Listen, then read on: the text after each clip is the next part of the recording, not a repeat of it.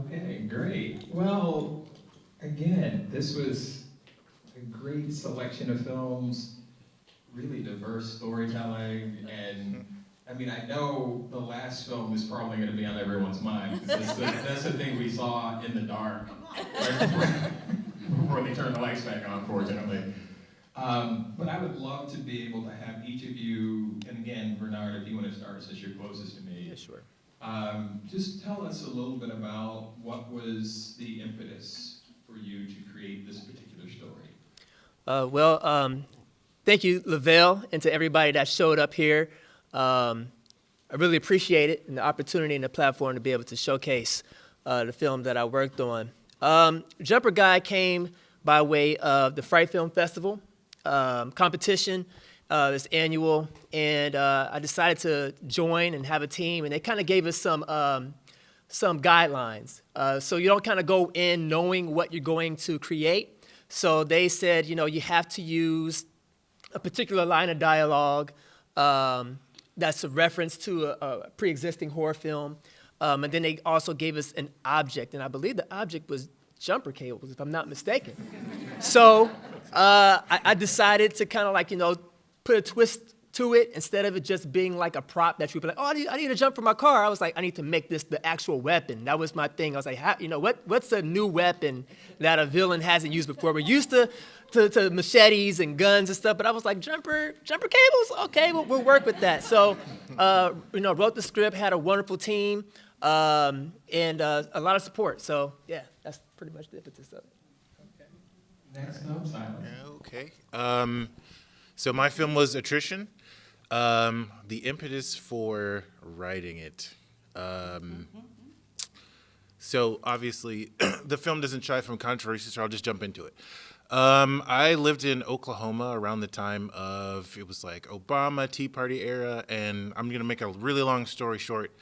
I was having a conversation with a roommate who was from Southern Illinois, and around that time, and around this time, coincidentally, there were a lot of people up in arms about immigration and about like just all of the political things going on. And my roommate, he was my roommate, and he started talking about how he was just so disturbed that so many immigrants from Mexico were coming into the country. And I kind of saw where the conversation was going, but I just wanted to see where he would take it, so I just kept asking questions. And the question I asked him is like, so what do you think we should do about it? And mind you, like, this is post-graduation. He has a master's degree. I have my bachelor's degree, so like we're theoretically two educated people having a conversation. And his solution was that we should limit the amount of babies that immigrants should have when they come in. And I just kind of looked at him, and I let him think about it, and then I told him, you were just accidentally a Nazi.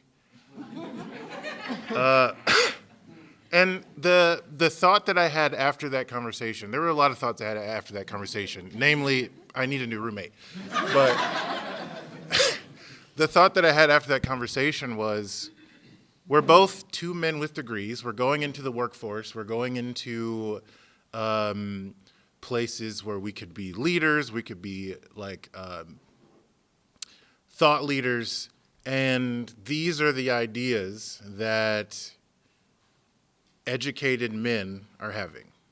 Like out of fear, out of anxiety, out of whatever, we should limit the amount of humans that another human could conceive because we're afraid of something. And the conversation that I had with him after that, and just in general, just in my mind, is like, so if we initiated a rule like that, what other rules would we have to initiate? If we let that kind of fear and paranoia take over, what else would be the fallout of that? Fast forward to today, and I'll pass the mic. How y'all doing? Pretty good. My show, mic's not working. Can y'all hear me? No? Yeah. Sorry, I don't talk very loud. So my first film, 1 + 5 + 4, is I guess a documentary series, photo series I started. I was going through something. I was going through a breakup, and I wanted to highlight the emotions of queer people of color. So during that time, I sent out an email to a couple people. It's like, hey, do you know any queer poets that want to express their emotions? And I probably got like 12 people send me respond back to me. And Black Wildflower, she hit me up, and I told all the poets, I don't want to know what you're going to perform until I say, I hit record.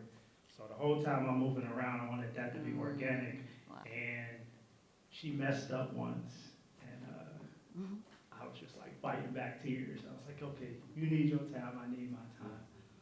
So that's 1 + 5 + 4. And Brown Boy is about me and how I found my peace as a kid, living in South Cumminsville. And if you know South Cumminsville, during the 90s, there was a lot going on. And I went out to the woods to find my peace and, it helped with my social anxiety. And as you can see with the film, the colors change. As I get closer to the woods, it gets more brighter. As I'm listening to music, the things that I love, everything's brighter.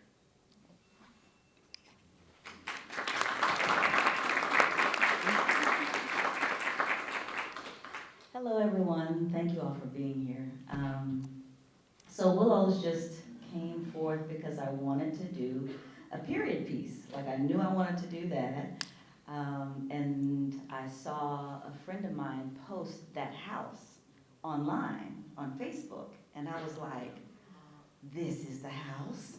And so, I reached out to the lady. Well, I went to visit her, and the owner, and, she agreed to do it. And so the story just came after that.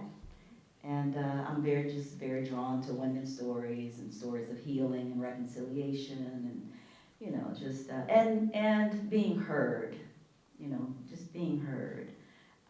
And one of the things that I think I find important is, what can be said to someone? What can you say to someone who is going through something that you know of? What kind of words, can you give them? So that's kind of where that came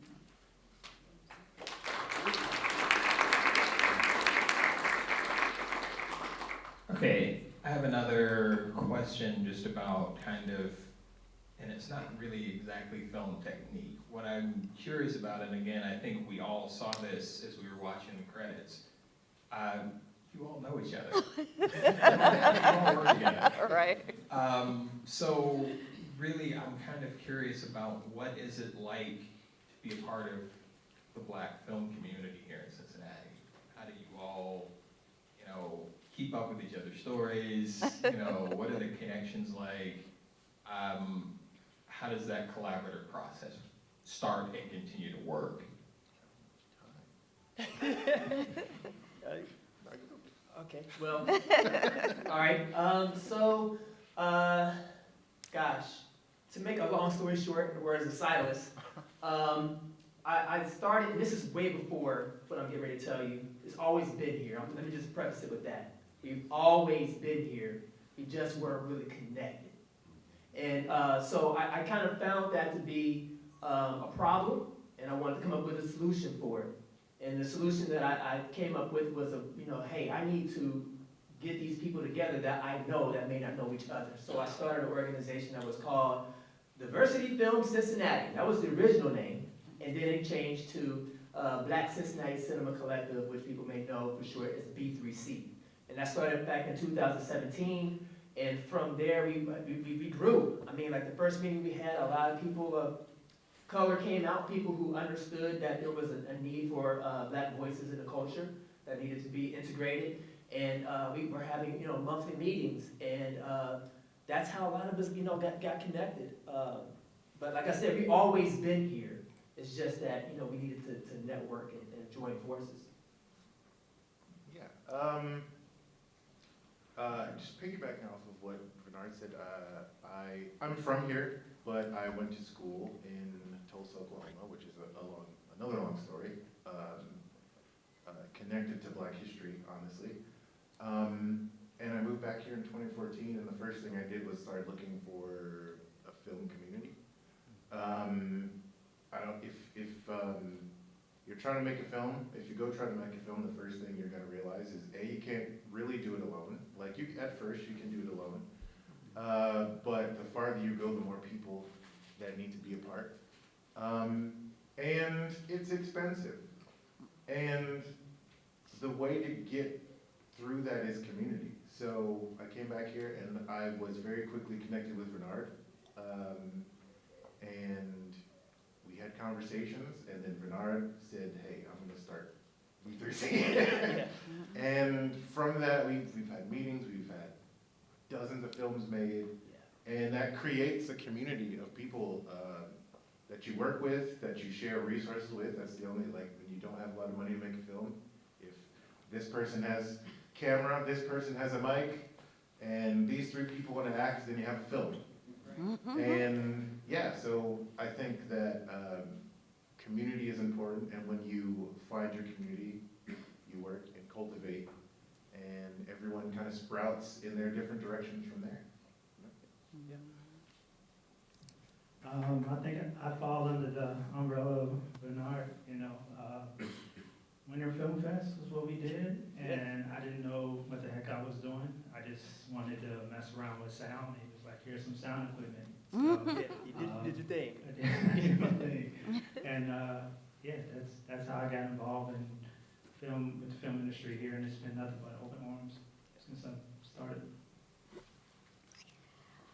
Well, I moved here from Atlanta in 2017, and so one of the first things I did that summer was look for a film community, and it just so happens that Bernard was having the first film diversity meeting. That's what it was called, diversity in film, right. whatever. Yeah. And I was like, that's where I'm going this weekend, and so. I mean, since then, we have all been connected and creating together, and it's so awesome to just watch everyone kind of flourish in their areas. You have to kind of run the gamut, as an independent filmmaker. It's great to know how to do more than one thing. And, it's just kind of awesome just to see everyone just flourish in their things, but sometimes you can kind of pinpoint, oh, you know what, you really got that producer thing down, or you really have that director thing down, Yeah. That's important to know.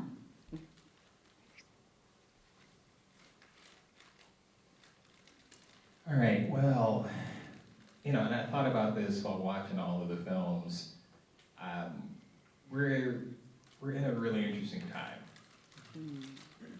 And I don't think I necessarily need to say anything more than that. But for you all here up on stage, and for all of you here, being here, seeing these films and being able to talk about them like this feels like a revolutionary act in today's world. And it's one of those revolutionary acts that we're gonna need to continue taking part in. So again, and I love hearing the stories, and again, I have my own story about V3C because I was brought in to serve as a speaker in one of the celebrations that you guys did. I think that was in 2020, 2021, something like that. And again, as a film critic, and now an artistic director of a film festival, I have a different position in relation to filmmaking here in the city. But yeah, the community was the same for me too. So it was wonderful to be able to be a part of that and to connect with everyone. But again, like I said, this is something that we all need to do. And I do kind of want to ask the question about, in this particular case in Cincinnati at this moment, what do you feel is the thing that you contribute most to this revolutionary moment that we're in right now in terms of storytelling and representation? What is it that you do that's going to help push things forward? Let's start at the far end. Yeah, let's start, Yeah, let's switch it up. Sure, switch it up. I think that one of the things that I really want to bring again is healing. I think, it's just important that, just relationally, that we all carry things, we all, have a process to go through. And I just really want to show how important that is to have people around you to help you through the process. But also do some comedy, also have some fun, and also there are stories of justice that I'd like to say too. So storytelling, that brings healing and truth.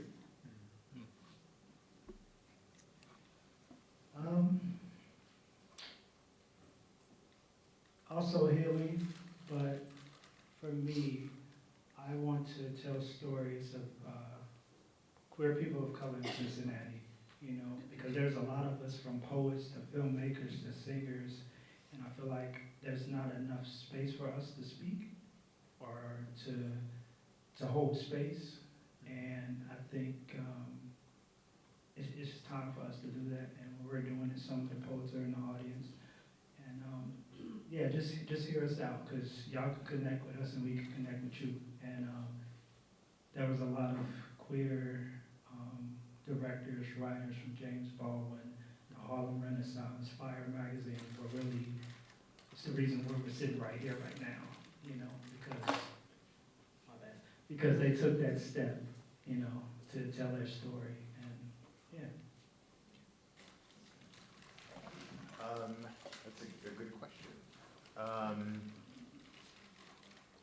I know for me, and my friends can attest to this, I would love to contribute just the passion of pushing the boundary of what can be made. I think, just to put it bluntly, like, Black filmmakers face a lot of limitations when it comes to economy, when it comes to like just the sheer energy it takes to make a film, especially like if you're not making it from a place of abundance, I'll put it that way. And it can have a scaling effect on what you make. And if there's one thing I contribute, it's just the knowledge that it doesn't matter, let's push the boundary. So the attrition, that was the first time I got a large sum of money to make anything. I got that from the ArtsWave grant, and it was $10,000. And when I budgeted out how much it would take to actually make the film the way that I wanted to make it, it was $75,000. And I mean, if you produce or do any kind of film budgeting, you know that like $10,000 is like a day and a half of shooting. But everybody who worked with me, it was just attitude. We're just gonna do it. We're gonna make it the best that we can make it. And I want to see more Black science fiction. I want to see more Black fantasy. I want to see more some of these genres that when you look at the budgets, they require a big budget, and it can be intimidating. And I just want the contribution to be a vision of it doesn't have to be intimidating. It's gonna be hard work, but we deserve the right to be able to make as big a story as we want to make. For myself, what I would love to continue to contribute to this region is just unity, community. I'm a community-driven person, like through and through to my core. I don't have to necessarily make another film. Like, these people know, like, I'll give my last to be able to see you win. Because I feel like if you win, then I'll win. I celebrate people. I could just be up. I'll show up on your set. I won't ask for a dime. I will move bags if that's what's going to help you to be able to make it happen. Because I believe, like, I'm not trying to sound morbid, but this just came to mind. It reminds me of, in the Bible, the story of Moses. He took the people as close as he could to the promised land. He wasn't allowed to go. But he was like, you know what? Even though I was told this ahead of time, I'm gonna still get you there. MLK had the same spirit. He said the exact same thing. He was like, I may not get over there with you, but I'm gonna take you as far as I can go. And I feel like I carry that same attitude and that same spirit. It's like, you know, I'll take you as far as I can go. I don't have to get there, but I'll be with you in spirit. Okay.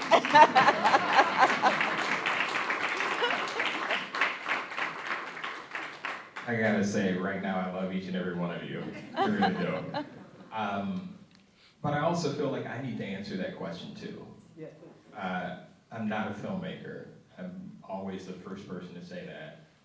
But I have, over the last couple of years, with going to film festivals, especially as a matter of fact, last year at Sundance, had the chance to talk to Justin Simeon.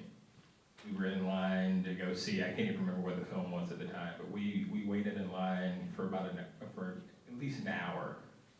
And that's the only place that you're gonna be able to have a conversation with someone like him in that space. So we did. I was with another film programmer and a member of Critics' Choice just like me. We just pestered him with questions. We were like, dude, like, what's going on? Like, how's life? What are you doing? How is it working with, again, the black filmmakers at that level, you know, that are out there? He's made Disney films. He's done all these things. He's worked, you know, and he can reach out to Barry Jenkins and say, hey, I'm working on a project. Can I get some advice or some feedback or whatever? But what has to come out of that is great. And again, we see it here. This is great knowing that all of you are connected and you've found a community and that is supportive. But there's other support that's necessary too. And in a sense, that's where I come in. Because I see what you're doing, and whether it's through the film festival and providing opportunities for films to be seen here in the city and to give you the platform to talk about the work that you're doing, I want to be a part of that. But the other piece of it that's just as important and just as meaningful to me, and we talked about this with Justin, there's the idea that there aren't that many critics out there in the world anymore, because things have changed quite a good bit. And more importantly, there aren't that many black critics anymore.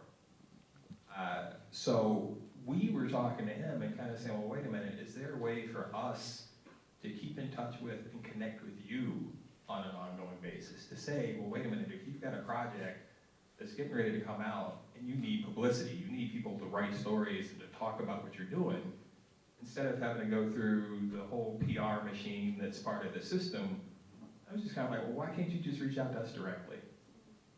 Like, come on, say, hey, I want you to come to my set. I want you to see what I'm doing, or I want you to be at the premiere of my film at some film festival. And we told them, like, yeah, we would be there for that. So, but we need to figure out how to make that happen. And it's not as easy making that happen with a Justin Simeon, but it is really easy for me to do that here. Deb, you're actually the only one on the panel that I don't know that well yet. But I'm gonna give you the same opportunity and open myself up to say that, yeah, as you guys, as all of you are moving forward, and again, we're ArtsWave cohort members, and for this particular cohort group, yeah, let's keep these doors open. And you know, if nothing else, it means that what I can do is you're getting your stories out and you're looking to find other festivals outside of Cincinnati that you might want to get your film in, reach out to me. I'm on the board of, you know, the Film Festival Alliance. I may not necessarily be as immediate with the names that I might need to have, but I can find a way to make sure that depending on your film, where you want to get it out, I can help get you connected with another film festival somewhere else in the country. And I need to do that. Just like you said, I'm not getting anything out of that. It doesn't matter to me, but if I can help you get your film a little further along the way, then I'm all ready to do it. So, yeah, that's my answer to this. And again, I hope all of you think about that too. Because in the same way that I can help along those lines, You know, I see people all the time. It happens every day. Someone will walk up to me and be like, hey, aren't you the movie guy? Aren't you talking about films? And I actually love those conversations because when people come up, that means that A, y'all are paying attention to wherever you see or read me or whatever else. So there is a purpose for what I do too. And it helps them, but it helps you all too.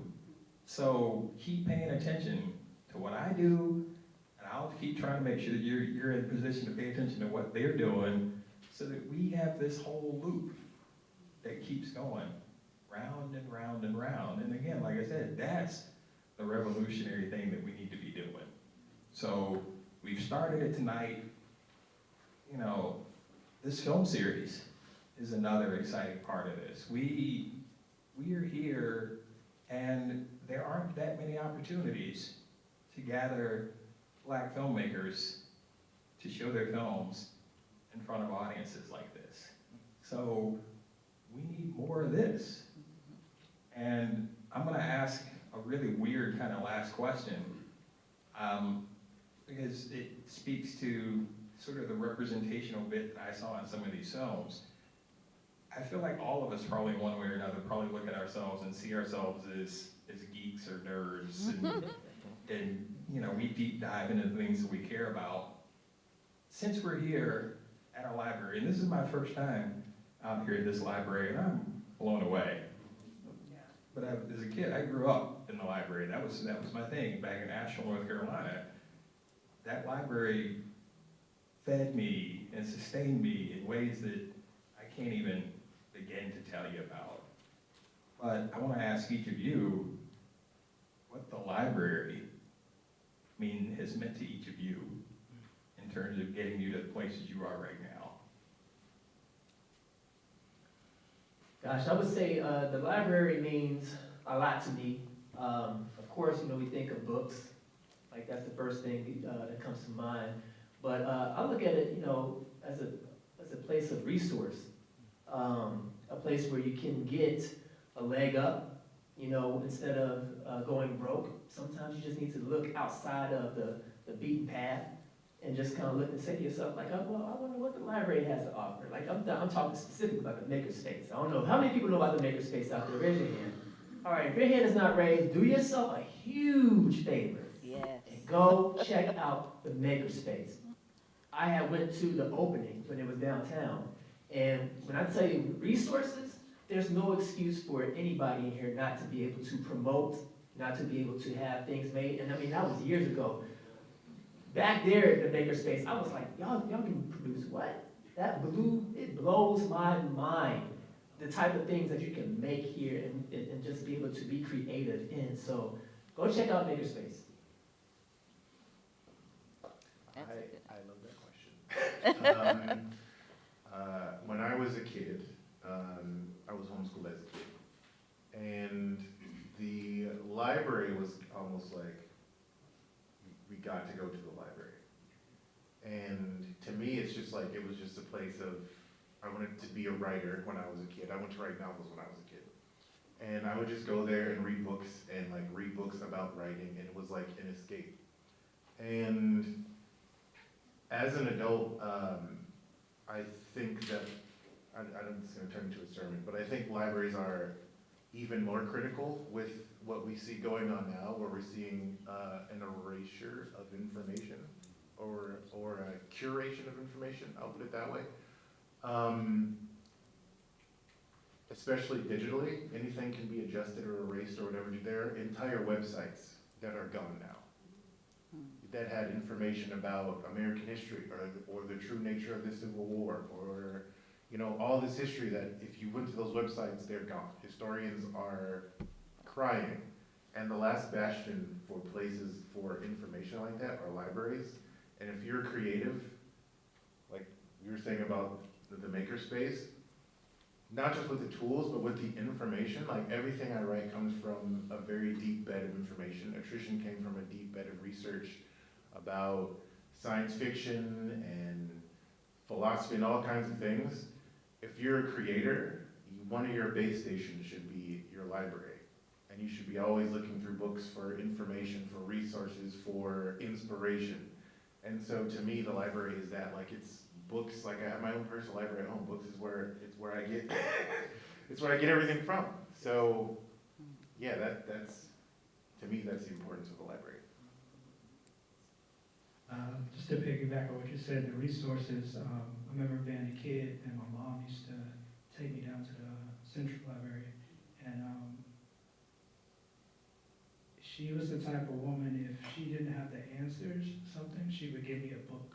She'd take me down there. It's like, you don't have to believe this, you don't have to follow this, but this is what's going on. And I took that into my adult life. And so anything I have a question on, or I'm curious about something, I want to see films from a different country, I'll go down to the public library and they give me a stack of DVDs, and I sit there and I'll watch them, five DVDs a week to be exact. And I watch them, and also it paid Harlan Brown Boy. That's where we went over my mannerisms with Jay, the guy that played me, the kid that played me. So just resources. You get your little office and you sit there and read, or get on your computer and study and learn something. And that's what it's important to me. So, when you asked the question, immediately I went back to like being a kid, and I might cry, because I'm very sensitive. But it took me back to the wonder of being in a library. Like, I love bookstores right now, right? I will go in a bookstore, I'll go in Barnes & Noble, and I'll just peruse, and plus I'm a graphic designer and I design book covers too, so I just love looking at that as well. So now it all fascinates me. So, but it started in the library. You know,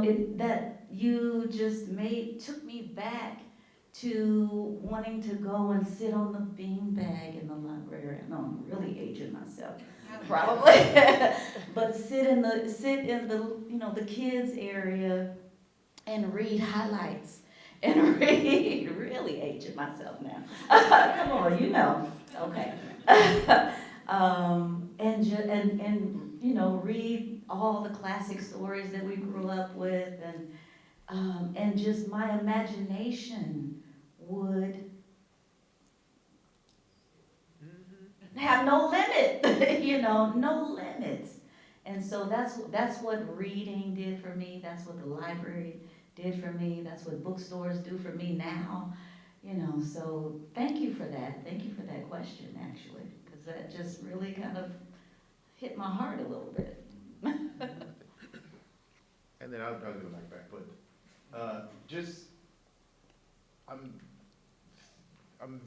my mind is like very wrapped in like everything that's going in. Like we may not see it yet, because when you're in history, you don't know it's history, but we're in a very pivotal cultural moment. Mm-hmm. And we see a lot of things getting cut, a lot of things getting axed. I think protecting places like the library is critical, because it's a space of community.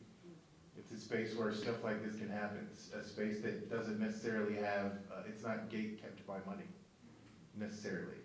And as we go forward over the next however many years, community is going to be very, very crucial and critical, even cross-pollinating. So like going to a library and seeing someone, and you spark up an idea, because it's a place where like knowledge is circulating. So one person might have an idea that adds to another person's idea, and then we get community-based solutions for things. So protecting a place like a library, especially for our community, is critical, and I feel like it's something that we should protect. But yeah. And then also too, it's free. It's free. Do yourself a favor, another favor, and just go look at some of the prices on the back of those books, and you're like, how long can I keep the book? For free. Okay.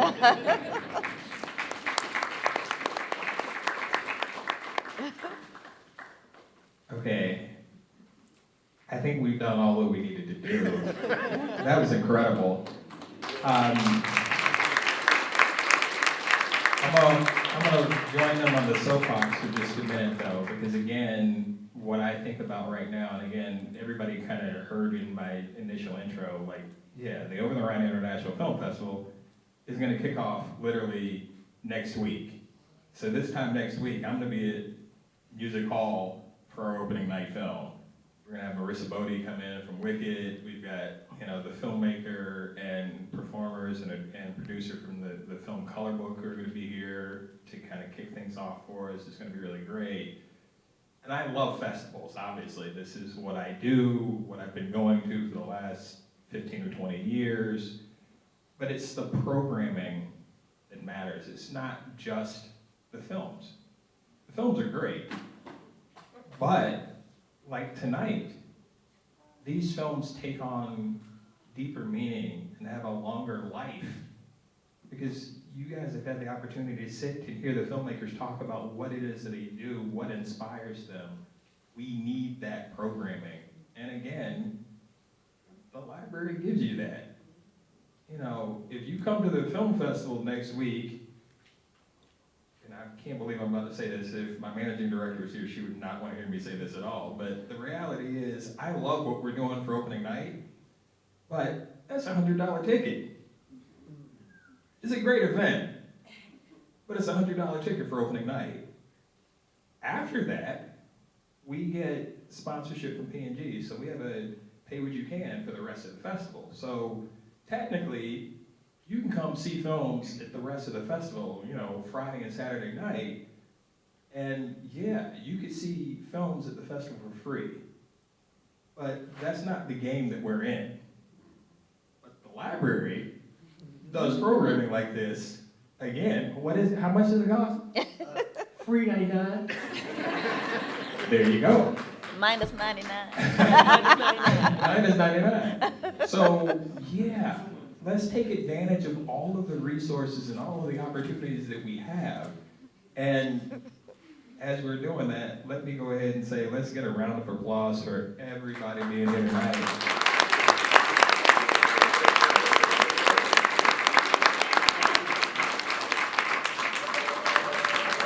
Amazing filmmakers.